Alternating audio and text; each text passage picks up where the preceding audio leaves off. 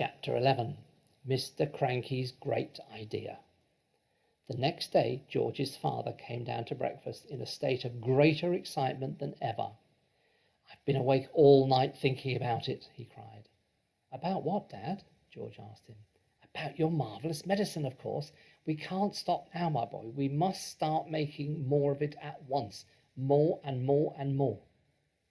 The giant saucepan had been completely emptied the day before because it had been used for many sheep and pigs and cows and bullocks to be dosed. "But why do we need more, Dad?" George asked.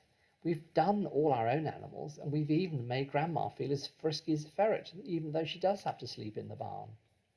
"My dear boy," cried Mr. Killiecranky, "we need barrels and barrels of it, tons and tons, and then we will sell it to every farmer in the world, so that all of them can have giant animals. We will build a marvellous medicine factory and sell the stuff in the bottles £5 a go. We will become rich, and you will become famous." "But wait a minute, Dad," George said. "There's no waiting," cried Mr. Cranky, working himself up so much he put butter in his coffee and milk on his toast. "Don't you understand what this tremendous invention of yours is going to do to the world? Nobody will ever go hungry again." "Why won't they?" asked George. "Because one giant cow will give 50 buckets of milk a day," cried Mr. Cranky, waving his arms. "One giant chicken will make 100 fried chicken dinners, and one giant pig will give you 1,000 pork chops. It's tremendous, my dear boy. It's fantastic. It'll change the world." "But wait a minute, Dad," George said again. "Don't keep saying wait a minute," said Mr. Cranky. "There isn't a minute to waste. We must get cracking at once." "Do calm down, my dear," Mrs. Cranky said from the other end of the table, "and stop putting marmalade on your cornflakes." "The heck with my cornflakes!" cried Mr. Cranky, leaping up from his chair. "Come on, George, let's get going. The first thing we'll do is to make one more saucepan full as a tester."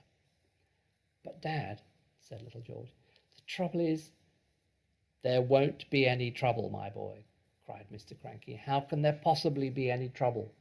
All you've got to do is to put the same stuff in the saucepan as you did yesterday, and while you're doing it, I'll write down each and every item. That's how we'll get the magic recipe."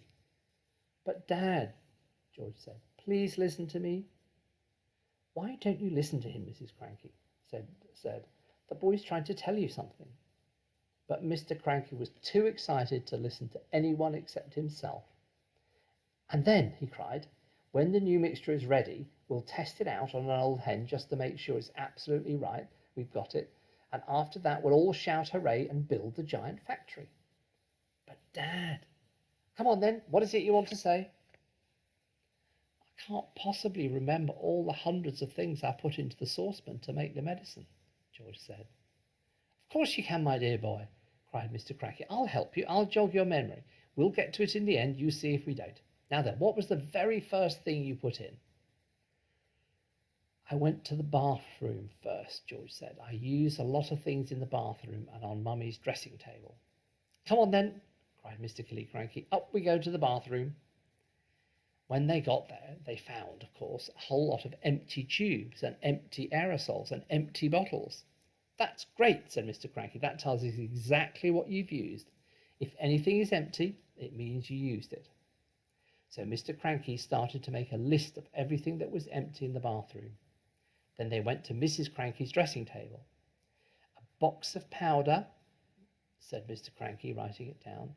"Helga's hair set. Flowers of turnips perfume." "Terrific. This is going to be easy. Where did you go next?" "To the laundry room," George said. "But are you sure you haven't missed anything up here, Dad?"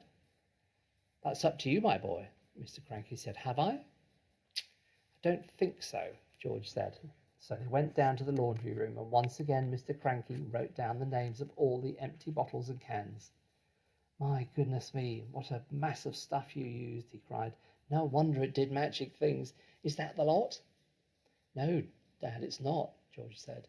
He led his father out to the shed where the animal medicines were kept and showed him the big 5 empty bottles on the shelf. Mr. Cranky wrote down all their names. "Anything else?" Mr. Cranky asked. Little George scratched his head and thought, but he couldn't remember having put anything else in. Mr. Killy Cranky leapt into his car and drove down to the village and bought new bottles and tubes and cans of everything on his list. Then he went to the vet and got a fresh supply of all the animal medicines George had used. "Now show me how you did it, George," he said. "Come along, show me exactly how you mixed them all together."